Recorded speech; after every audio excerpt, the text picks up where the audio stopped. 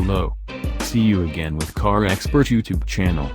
Don't forget to subscribe to get the newest update of car reviews.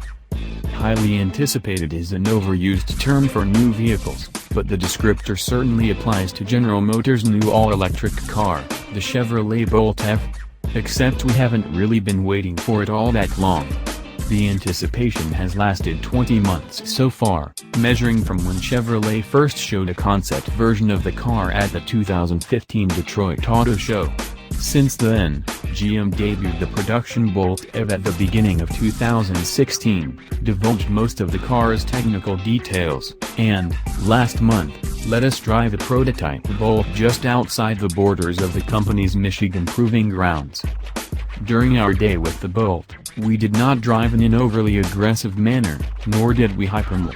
Most of the time, we stayed out of the standard drive setting and kept the car in its slow mode, which increases the amount of regenerative slowdown you get when you lift off the go pedal. After driving 238 miles, we arrived at our destination with the range estimator displaying 34 miles remaining.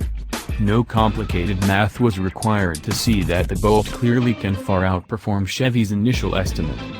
Helping to keep track of available range is a useful gauge prominently displayed on the 8.0-inch digital instrument cluster screen. The number in the middle represents the car's best estimate for how much farther it can travel before running out of juice. This number is flanked by maximum and minimum range estimates. As you drive more efficiently, a green bar rises from the middle number to indicate that you're trending upward toward the maximum range. The central 10.2-inch infotainment screen offers additional metrics useful for EV driving and charging.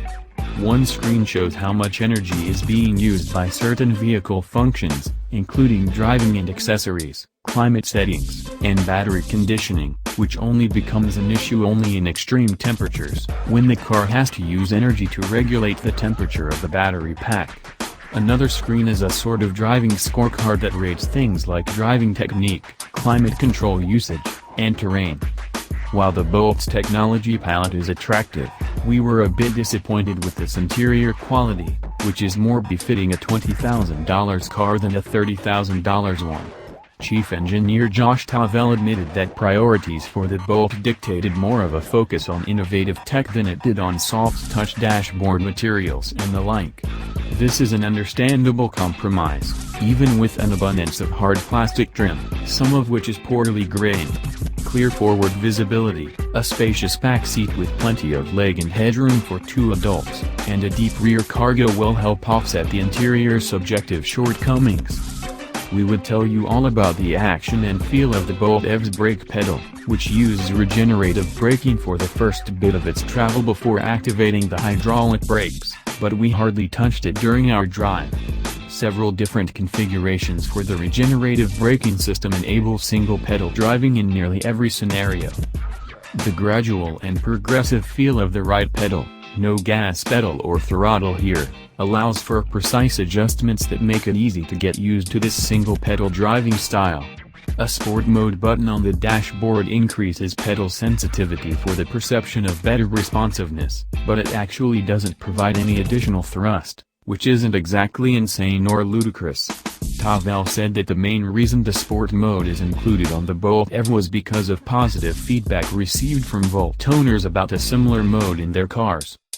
If the Bolt can indeed get from 0 to 60 miles per hour in about 6.5 seconds, as Tavel claims, it will match our best result for the BMW i3, the quickest entry among today's current crop of relatively accessible EVs, which excludes expensive machines like Tesla's Model S and Model X. The Bolt's torquey electric motor, 200 horsepower, 266 pounds-to-foot of torque, can easily chirp the tires from a stop and provides plenty of instantaneous power for slicing through city traffic or passing on the highway. Top speed is 90 miles per hour, a relatively pointless measurement for most EV drivers. Even so, our inner hooligan wonders how far the Bolt could go while maintaining that velocity. Chevrolet hasn't yet detailed any sort of pre-ordering process for the Bolt, but we won't be surprised if high initial demand creates a waiting list. The Bolt EV is worth the wait for a few extra months. It's a well-rounded, eminently usable, forward-thinking small hatchback that's satisfying to drive, and perhaps the most compelling argument yet for the staying power of a mass-market electric car.